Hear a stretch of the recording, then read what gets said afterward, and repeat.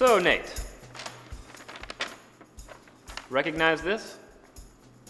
Looks like a deck list. Genius observation, Nate. Of course it's a deck list! That's not what I'm asking you. Where did it come from, Nate? I have no idea. Grixis Sultai, Lanternfinity Effect, Control Pox. Splashing white for Martyr of Sands. Sounds complicated. Sounds terrible. Like the worst modern deck list I've ever seen. I wouldn't go that far. The 8-rack deck is... Stop it! I know you designed this deck. Fine.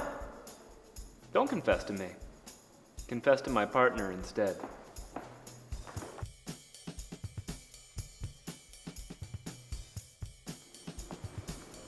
Hi, Nate. I'm Mary. Nice to meet you. Hi, Mary. Nice to meet Listen you. up, Brew Boy. We can make this easy, or we can sleeve up a stock burn list and register it in your name for the rest of your life. That's cruel and unusual punishment. Besides, I didn't create that modern deck. This deck is so bad that per magic law, you should never be allowed to brew again. Look at this. It's a mockery of a mana base, a crime of a curve, a catastrophe of a creature's feat. For God's sake, the sideboard is full of basic lands and commander staples! Can we please talk to a judge? I demand a judge call. It's my right. Judge! Judge! There's no judge in Magic Jail, buddy. And even if there was, they'd never rule in your favor. You've been ratted out by the person you trusted the most. What? No way. My teammates would never spill my tech, least of all to a magic cop. Not a teammate. Dad? I'm sorry, Nate. At first, I thought that you had just merged the leftover scraps of your trade binders. And then when the police came to investigate, I suddenly realized that janky pile was a deck. Dad. You have 5 seconds to come clean before I call your mother. No, don't do that. Oh, no, don't do that. 5, 4, 3, 2. Right, Mrs. Holt, the magic police. Yes, they're both here. Sure, 1 second. Did either of you pick up basic lands for draft night tonight?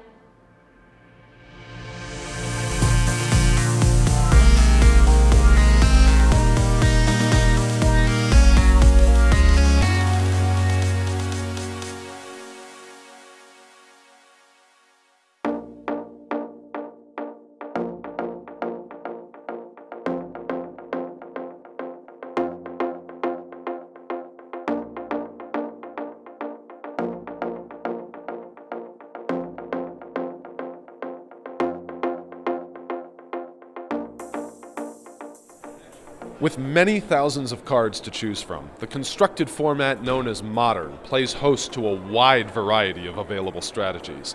When you sit down across from another Modern player, you never know what you're going to see. If you play against me, for instance, you might see me discard my entire hand in the first couple turns so that I can resurrect a couple of spirits of dead vampires and summon a zombie fish. And it's not just casual players like me that surprise unsuspecting opponents with niche strategies. Here at Pro Tour Oath of the Gatewatch, there's no dearth of sweet decks to be found. So I'm here with Adrian Sullivan. So Adrian is playing a deck that features one of my favorite cards in all of Magic. Typically, Norin the Wary is kind of notorious for being useless and funny, but you've made a competitive deck out of it. This is a popular deck among some. Yes. Right. So Norin is extremely scared. He runs away whenever anybody attacks or anybody casts any spell. Yep. So why is this advantageous again? Okay, all of the times that he comes back, you trigger all kinds of things. Whether it's Enter the battlefield trigger. Exactly, like a Soul Warden gains you a life, a Genesis Chamber makes a mirror, a Perforos does 2 damage to their face. All this stuff just keeps happening, and it's all because Norin's too scared to do anything. All right, so I have a question for you. Yes. Would you like to see my Norin the Wary impression? Yes! I'm here with Mikhail Stroyev. So you're playing a deck that just takes extra turns. Turns after turns after turns with pretty much every spell in Modern that gives you an extra turn. And what are you doing with all these extra turns? I'm trying to get to a 5 mana or reveal the miracle. from the top deck. So when I begin to get extra turns, I draw a ton of cards, and every turn I played another one turn. Then I put a elixir of immortality, then reshuffle all the time walks into my deck again. Do you think your opponents enjoy playing against you when you're playing this deck? I'm sure this is very boring for my opponents because this is a one-sided game. In the big tournaments, opponents never want to surrender. I even describe them how the deck works and say we can go to the game 2 or maybe game 3, but they tell me show me. Alright, I'm here with Zach Elsick, the man who popularized the notorious, the brutastic Lantern of Insight deck. Zach, you said you love homebrews and wacky ideas for decks. I mean, what attracted you to Lantern of Insight? I wanted to play something really crazy and out of the norm. I prefer not winning with attacking with creatures. Lantern doesn't have any creatures in it. It seems like a troll deck, but it's really strong. For a Magic beginner out there, somebody who's just learning the game, how would you say in one sentence describe what this weird deck does? I think the simplest way to put it is instead of killing your opponent so you win the game, you just stop them from casting relevant cards. So they can't hurt you with creatures, and they also can't draw anything to stop what you're doing. It's kind of painful and almost like a chokehold. For the Magic community, every Pro Tour is a special occasion to celebrate the game at its highest level of competition. Pro Tour Oath of the Gatewatch marked the 20th anniversary of the Pro Tour, an occasion worthy of cake and a trip down memory lane. There are 5 players who are here today and who are competing in the very first Pro Tour, so I would like to invite them here. So I would like to invite Rob Doherty, John Finkel, Darwin Castle, Brian Kieber, and Justin Schneider. What is it about the game that has attracted you to it to keep coming back and to keep playing at the highest level and trying to win at the highest level year after year over and over again? I mean, I don't know. I like self-abuse. I like failing a lot. I've made a lot of top 8s, but most of the time you go to a Magic tournament, you're pretty disappointed. I mean, I'm not gonna make the top 8 this tournament. But it's the people, it's the competition. Magic always changes. I played a lot of games in my life, but eventually you just kind of get bored with them. But Magic, it's like always new. The framework is the same, but the specifics are always very different. I think that's really part of what makes Magic special and has kept it around for so long.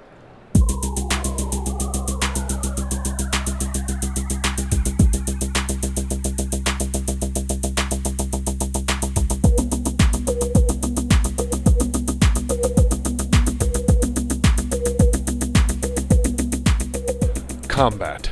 It's an integral part of any game of Magic, and Modern is home to some strange and unusual creatures ready to engage. For our next segment, we let our imaginations determine the victors of these fights, rather than the stats on the cards. Oh, that's right, it's time for Back Alley Brawl, Modern Melee. In a back alley brawl, who wins between the gigantic rat pictured on Might of Old Croza and the Simian Spirit Guide? I'm going to go with definitely the Simian Spirit Guide. One, it's just a giant ape, and giant apes always win. And 2, it can get a little fancy too, like sometimes it can make some mana, do some other things. So I think it's a little bit scrappier. The giant rat's just a big rat. I think the rat probably has this. It's very fearsome and very, very mighty. I have found that when it comes to a back alley brawl, intelligence doesn't carry much weight. You want to be bigger, you want to be dumber, and you want to go straight for them. I think the ape's gonna overthink it. Well, it's a spirit ape, right? I mean, it's a spirit, so it shouldn't have a body of any kind. So I think the rat is just like rolling around, the spirit guy's just chilling, so I don't think they even fight. Right, so like the biting kind of just goes through the ghost, exactly. Right? Okay, so, but I mean, if he's immaterial, how does the ape win the fight? No one wins. They both go home. Chill. All right, ends in a tie. They go home, have a cup of tea together. It's pretty anticlimactic. Who wins in a back alley brawl? Between the adorable, lovely Kitchen Finks and the aardvark-looking Eldrazi Mimic. I'm gonna have to give this one to the Mimic all the way, because it can mimic literally any colorless creature. It could mimic a Blightsteel Colossus. It could mimic Emrakul. It can certainly find something to mimic to defeat some lowly Kitchen Finks. Right. No matter how many Finks there are and how persistent they are. We're at the finals of the Back Alley Brawl. Nate Price, who wins in a fight between the giant rat pictured on Might of Old Kroza and the Eldrazi Mimic? Ooh.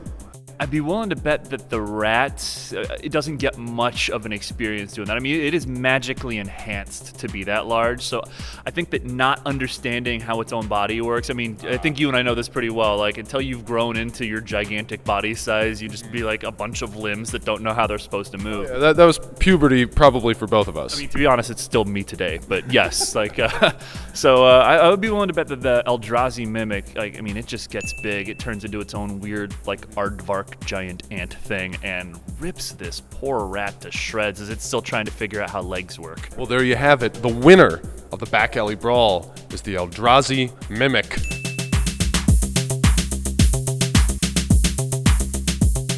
As predicted, dozens of styles of Modern decks came to do battle at the Pro Tour, but as the tournament raged on through Saturday, a new menace reared its frightening head. A handful of players had gotten creative in building around the Eldrazi, the hideous alien monsters destroying the plane of Zendikar. These decks seemed unstoppable, at least for one weekend in February. But while the creatures that fought were scary indeed, the players commanding the Eldrazi included some friendly and familiar faces. Frank Lepore, guess what? Tell me. We're rolling the camera. You just won the last round of the Swiss. That's correct. You've got 4 losses. Yeah. What are you thinking right now? What's going through your head? It's bittersweet, you know, like to come this close to top 8 at my first Pro Tour is amazing. But I was 9th going into that round and then I won, so, you know, I couldn't really ask for a better record. I mean, do you think you're in? I don't think so. Well, I don't know actually. There's definitely a chance, but I have no idea. I'm gonna say no. I'm gonna say no. I don't think I'm in, and then I'm gonna see what happens. What's the biggest difference about playing Magic on the Pro Tour versus anywhere else? I seem to win more.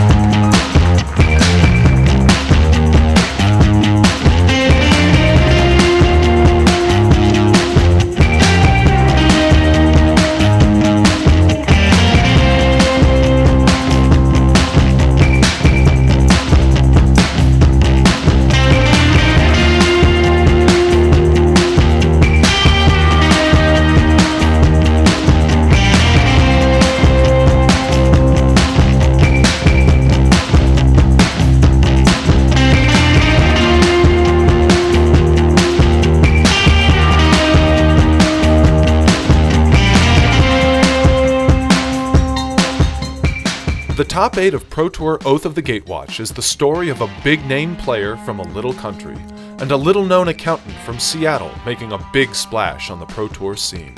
Sunday, February 7th marked the 3rd career Pro Tour top 8 for one of the Slovak Republic's all-time great players. Fans of the Pro Tour may best remember Ivan Floch for winning Pro Tour M15 on the backs of a flock of sheep, but on this Sunday in Atlanta, Ivan commanded the much more fearsome Eldrazi. In the quarterfinals, Floch sat across from fan favorite and longtime content creator Frank Lepore, who was on a Cinderella run in his first ever Pro Tour.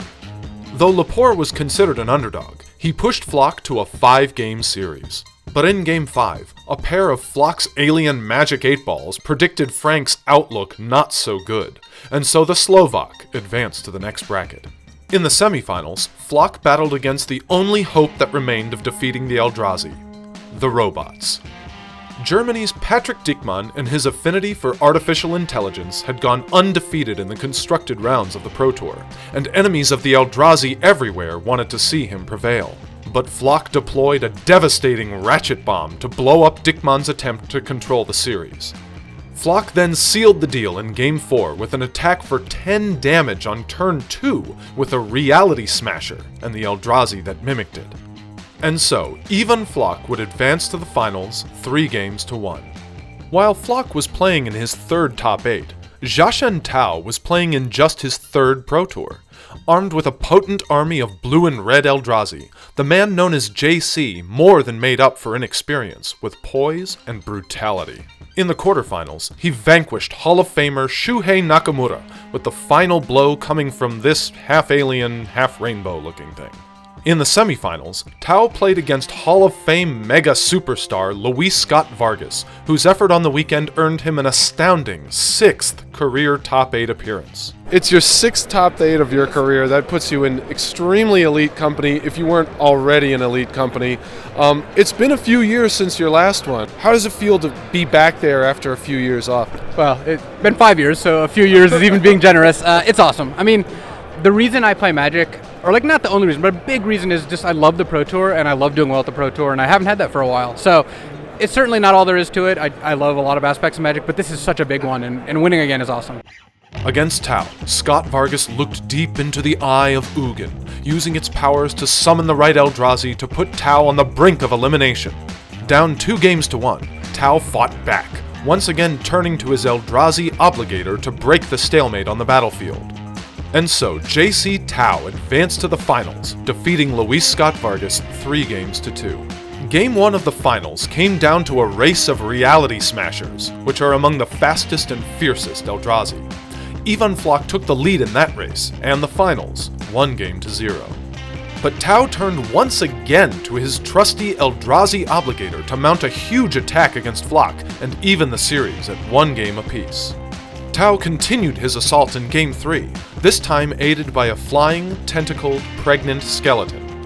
Yep, that's how weird the Eldrazi are. Down 2-1, Ivan Flock mulliganed to 5 cards in Game 4, and couldn't keep up with Tao's collection of creatures. Flock found a few answers, but not enough, and after a few attacks, he extended his hand to congratulate JC Tao as champion of Pro Tour Oath of the Gatewatch. JC, you're an accountant from Seattle, not a lot of Pro Tour experience, but here you are in the top 8, you defeat 2 Hall of Famers, and then a Pro Tour champion to win this Pro Tour. I mean, has the weight of that accomplishment dawned on you yet? I'm very nervous right now. Did you ever envision, when you started testing for this Pro Tour with your teammates, that you would go all the way? No, not at all. In fact, I would have booked a different flight if I had. Congratulations to JC Tao, the champion of Pro Tour Oath of the Gatewatch.